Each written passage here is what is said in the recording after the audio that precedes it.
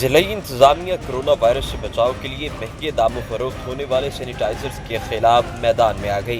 Deputy commissioner Lahore کی ہدایت پر assistant commissioner city Tabrez صادق مری اور اسسٹنٹ کمشنر شالیمار مہدی ملوک نے مشترکہ کارروائی کرتے ہوئے نسبت روڈ، براندرت روڈ، سکیاں کلاں میں چھاپے مارے۔ براندرت روڈ پر مہنگے داموں ماسک اور سکیاں کے علاقے میں جعلی سینیٹائزرز بنانے والی فیکٹری کا تمام سٹاک قبضے میں لے لیا گیا۔ مہنگے داموں فروخت ہونے والے سینیٹائزرز اور ماسک بیچنے والوں کے خلاف مقدمات کا اندراج کیا گیا۔ اسسٹنٹ کمشنر سٹی تبریز صادق مری اور اسسٹنٹ کمشنر شالیمار مہدی ملوک نے 1000 جعلی ڈرم سینیٹائزرز بھی برآمد کر لیے۔